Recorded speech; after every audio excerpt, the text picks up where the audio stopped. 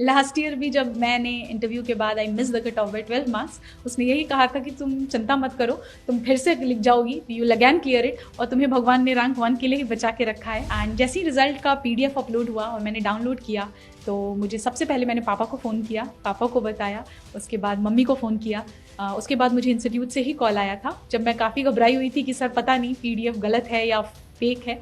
Sir ने फिर बोला नहीं, हमने आपका रोल नंबर क्रॉस वेरीफाई किया है, आप ही का रोल नंबर है। ये मेरी काफ़ी सालों की मेहनत है, तो फीलिंग तो बहुत अच्छी थी। घर पे भी बताया, सब बहुत खुश हैं।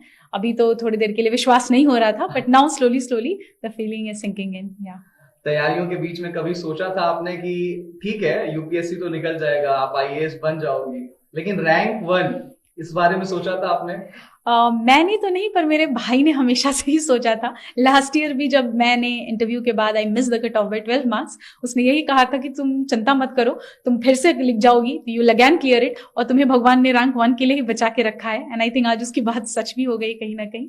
सो हाँ, ये भाई ने मेरे कहा था, मैंने तो कभी नहीं सोचा था। सबको मालूम था कि आज रिजल्ट्स आने वाले हैं। आपने भी मतलब अंदाजा लगा करके रखा होगा कि ठीक इस समय मैं लैपटॉप खोल करके बैठूंगी और यूपीएससी की साइट पर जाना है, चेक करना है।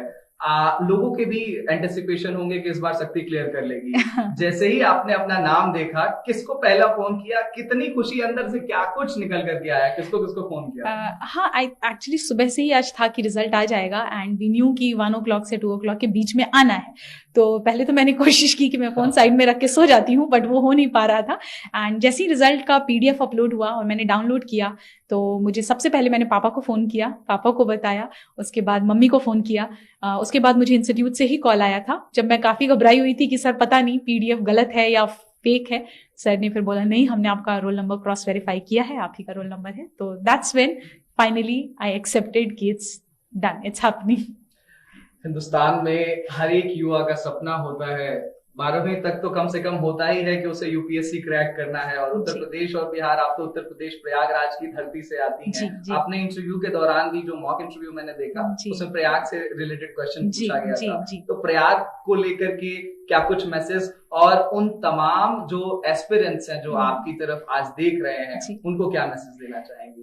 प्रयागराज तो मेरी जन्मभूमि भी है, it's always very close to my heart. I think that place has played a lot of role in shaping me who I am. I think aspirants की बात करें अगर, तो हर बच्चा आई थिंक अपने मेहनत, अपने एंड से तो पूरी कोशिश ही करता है। थोड़ी सी कमियां हैं जो अगर इंसान में रह जाती हैं, जिस वजह से मे बी हम चूक जाते हैं किसी पर्टिकुलर अटेम्प्ट में। What we need to do is just reflect back, क्या गलतियां हुई, उस पर काम करेंगे।